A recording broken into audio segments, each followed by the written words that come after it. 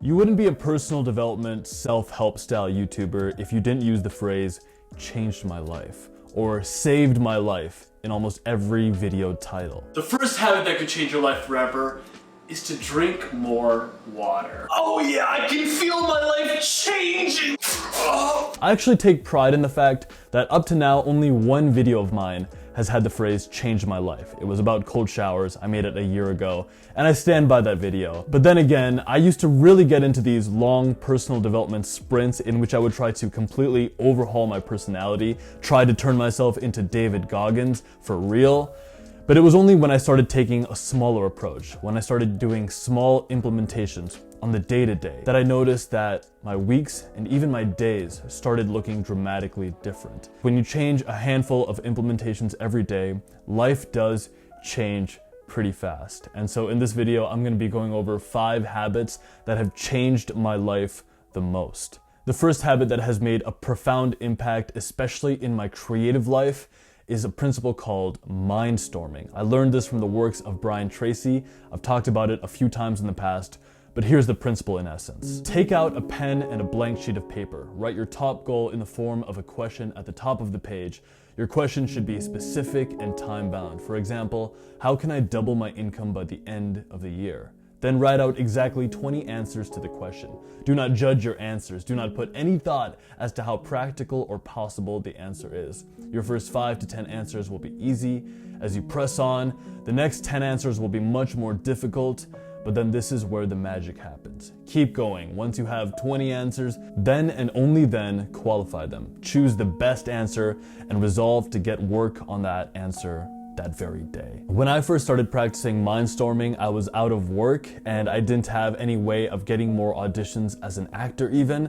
And I literally at the top of a sheet of paper said, what can I do today to move me towards my most important goal? Which at the time was to make $50,000 a year remotely, which is not an amazing amount of money, but that was my target 2 years ago. I would try a number of things every single day, and within a very short while, things started looking very different. My life started generating a little bit of momentum because I started asking my subconscious and superconscious mind for impulses to act upon, and then I would try those things out. If you were to make a list every day towards your top 1 or 2 objectives, and then just try out whatever that list says, the best of what you can think of, it's amazing how fast life can change. The second principle that has made one of the more profound impacts on my productivity is planning each day the night before. The payoff from good planning is enormous. It is estimated that each minute spent in planning saves 10 minutes in execution. To put it another way, your investment in planning pays you a 1000x% return on the time and energy invested. One of the most annoying or painful feelings for me personally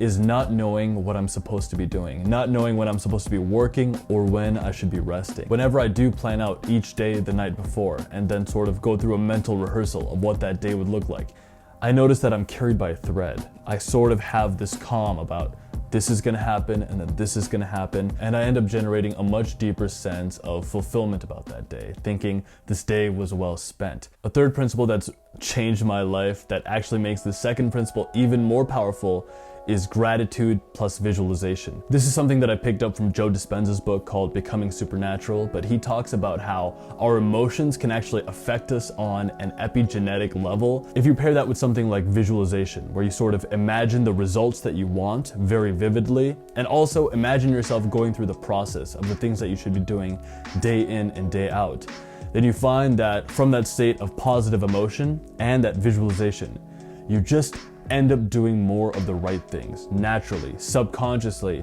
You just find yourself eating the right foods, cooking the right meals, and going about your work from a place of more alignment with your goals. These principles are very popular in the sort of law of attraction space. I used to be very interested in learning about the law of attraction, but I've definitely pulled away from it. I don't believe in it or try to think about it to the extent that I used to, but definitely, I do believe that priming your brain with positive emotions, even if they are artificially generated, and then practicing visualization so that you can subconsciously find yourself doing more of the right things and mentally rehearsing the things that you need to be doing it can be very, very powerful. Both gratitude and visualization are well researched and have scientifically proven benefits. An attitude of gratitude helps us stay in touch with the overall richness of life and acts as an antidote to any negative emotions we might be feeling.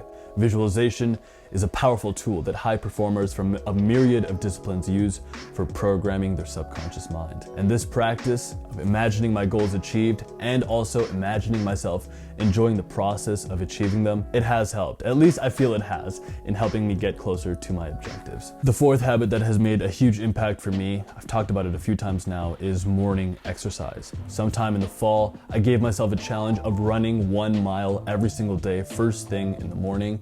And I was blown away by how much it affected my mental health, my clarity, my output. Morning exercise is something that John Ratey from Harvard University has talked about a lot. It helps you produce more BDNF, brain-derived neurotrophic factor. It makes you sharper, happier, gives you more ideas to work with. Exercise improves learning on 3 different levels. First, it optimizes your mindset to improve alertness, attention, and motivation.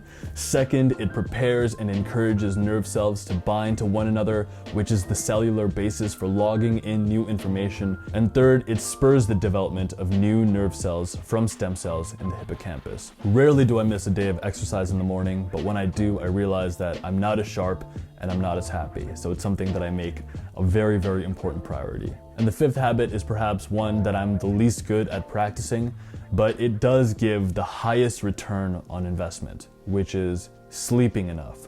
Sleeping enough, sleeping sufficiently and sleeping well every single day could be one of the best things you can do for your mental health and for your clarity in your output. There does not seem to be one major organ within the body or process within the brain that isn't optimally enhanced by sleep and detrimentally impaired when we don't get enough. Within the brain, sleep enriches a diversity of functions, including our ability to learn, memorize, and make logical decisions and choices. Sleep recalibrates our emotional brain circuits, allowing us to navigate next day social and psychological challenges with cool-headed composure. I'm a big believer in trying to wake up as early as possible, but the one shift I've made is that I no longer make being a morning person, getting up early, my first priority. I make getting enough sleep my first priority, and within those confines, I try to get up as early as possible. But that being said, when I gave myself permission to get more sleep, it made a profound impact on how much latent depression and anxiety that I was experiencing. I started feeling much happier, and this in turn affected every facet of my life. In order to get more quality sleep, I also drastically cut out the amount of alcohol I drank, save for Christmas Eve.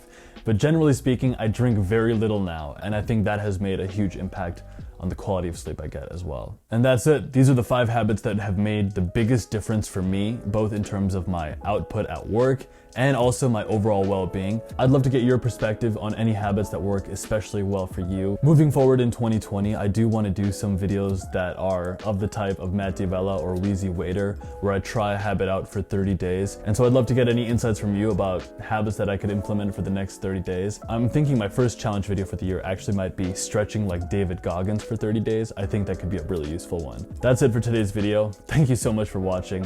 And for those of us who are willing to keep those healthy implementations in our life, to us I say, greatness is coming. See you guys Wednesday. Cheers.